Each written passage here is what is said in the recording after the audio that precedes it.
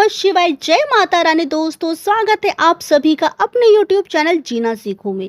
दोस्तों हिंदू पंचांग के अनुसार अश्विन माह में शुक्ल पक्ष की प्रतिपदा से शारदीय नवरात्रि का पर्व प्रारंभ हो जाता है, जो इसी माह की 9वीं तिथि तक चलता है।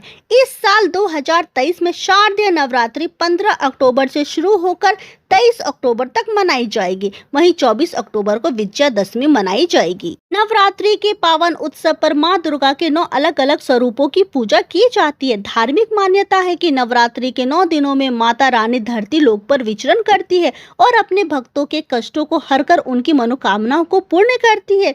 नवरात्रि के पहले दिन कलश स्थापना की जाती है।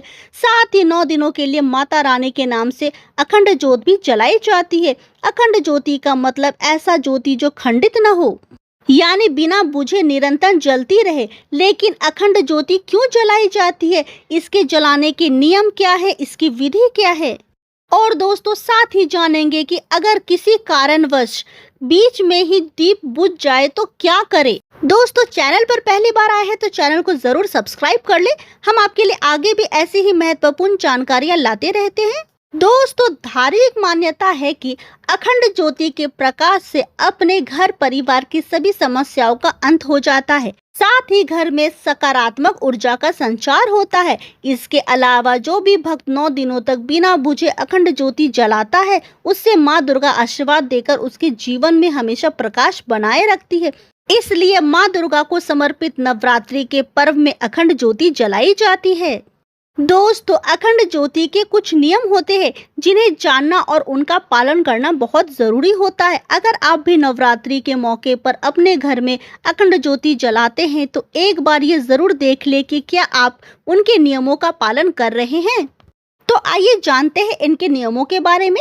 अखंड ज्योति को इस उद्देश्य जलाया जाता है कि घर की नकारात्मकता का अंत हो, परिवार की बाधाएं दूर हो और खुशहाली आए। इसलिए ज्योति को प्रज्वलित करने से पहले एक मंत्र बोलना चाहिए। मंत्र है शुभम करोति कल्याणम आरोग्यम धन संप्रदाम शत्रु बुद्धि विनाशाय दीपम ज्योति नमस्तते। इस मंत्र का अर्थ है शुभ और कल्याण करने वाली, आरोग्य और धन संप्रदा देने वाली, शत्रु बुद्धि का विनाश करने वाली दीपक की ज्योति को नमस्कार है।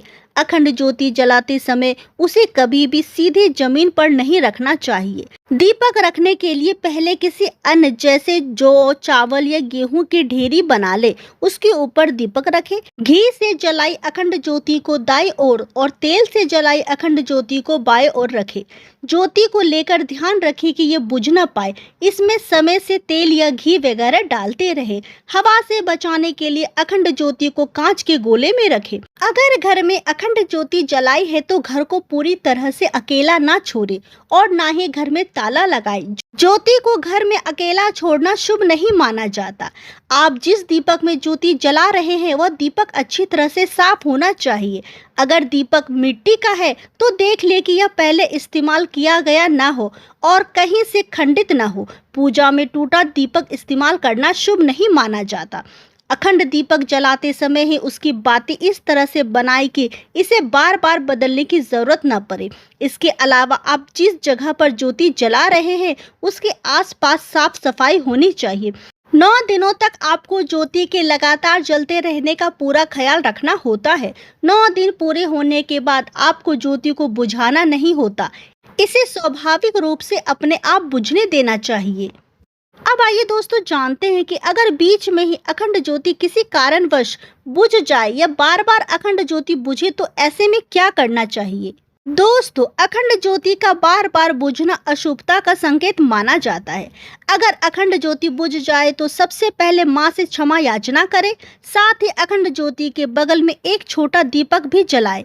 अगर अखंड ज्योति किसी कारणवश बुझ जाती है तो इसी दीपक से आप अखंड ज्योति को जला सकते हैं। शास्त्रों में अखंड ज्योति जलाने के नियम बताए गए हैं, जिसका पालन जरूर करें। अगर किसी कारण ज्योति बुझ जाए तो फिर से बाती उसी में डालकर दीपक को न लगाएं, क्योंकि बुझने के बाद इस ज्योति को खंडित माना जाता है।